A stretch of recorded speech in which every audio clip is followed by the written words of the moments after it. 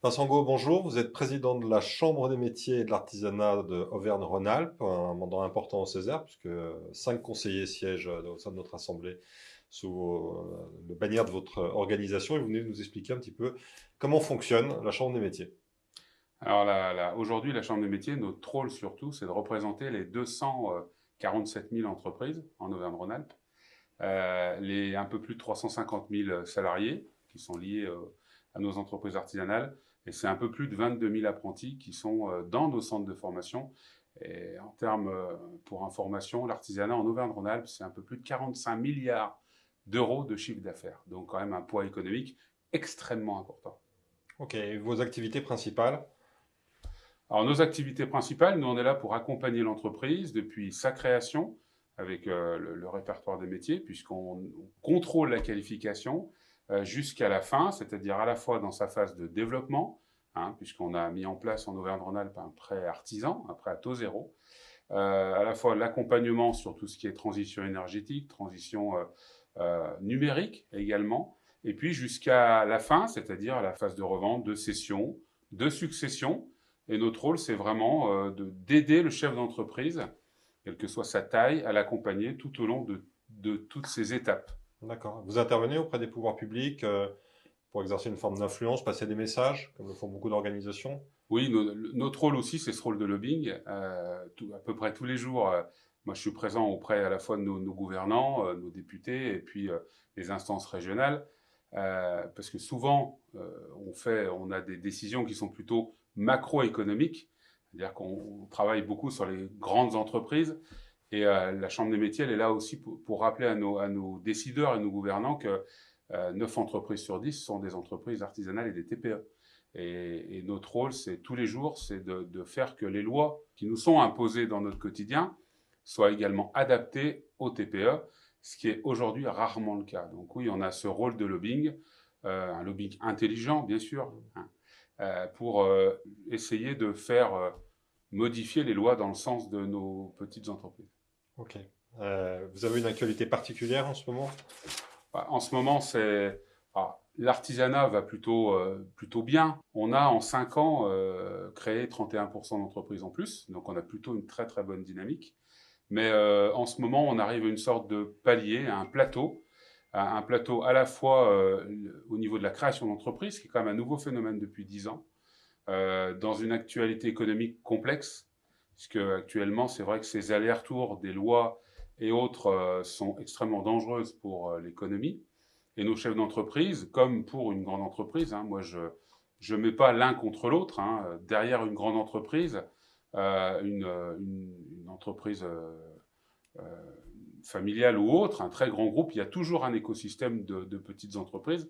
Et ces TPE artisanales, elles ont besoin d'une forme de sécurité dans les lois, de pouvoir se projeter. Et c'est vrai qu'actuellement, c'est pas du tout le cas.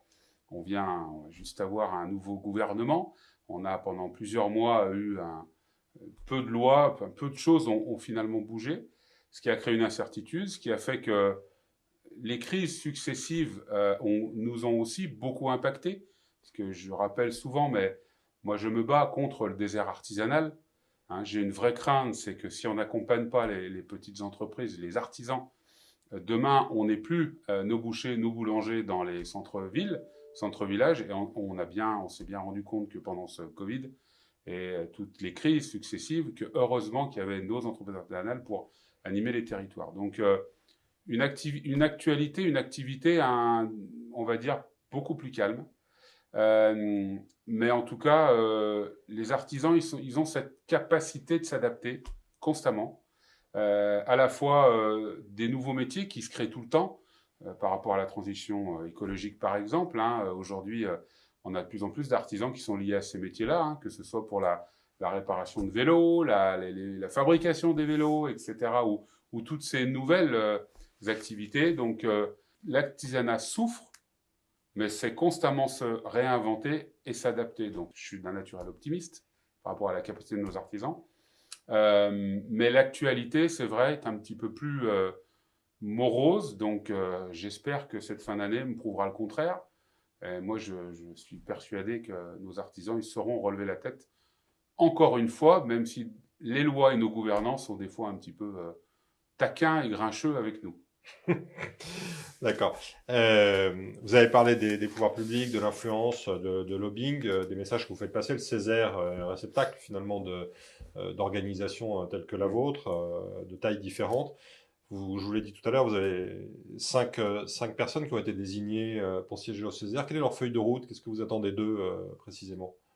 Alors pour moi, le Césaire, c'est extrêmement important parce que déjà, c'est la deuxième assemblée de la région.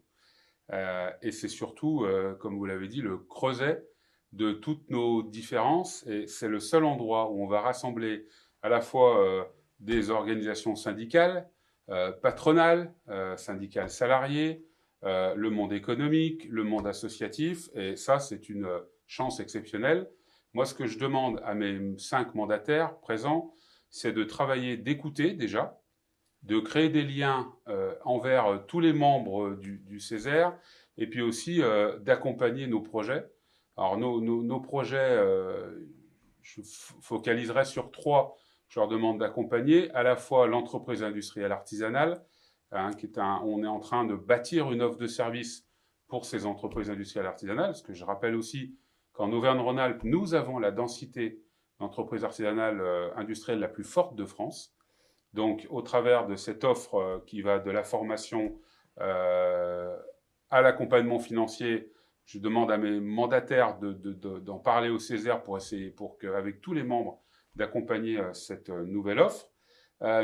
Également, bien sûr, d'accompagner l'économie de proximité, hein, c'est-à-dire de pouvoir débattre de comment on peut faciliter, on va dire, l'implantation de nos artisans sur les centres-villes, les territoires. Donc, c'est aussi le rôle que je leur demande.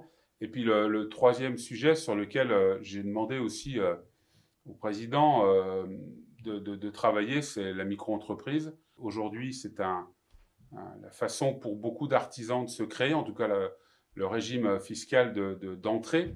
Et aujourd'hui, moi j'ai beaucoup d'interrogations, mais surtout des questions sur ce régime. Donc je souhaite aussi qu'au sein du Césaire, mes mandataires puissent accompagner cette réflexion pour demain mieux accompagner nos entreprises artisanales. Voilà les 3 sujets sur lesquels je souhaite que mes mandataires avancent, travaillent.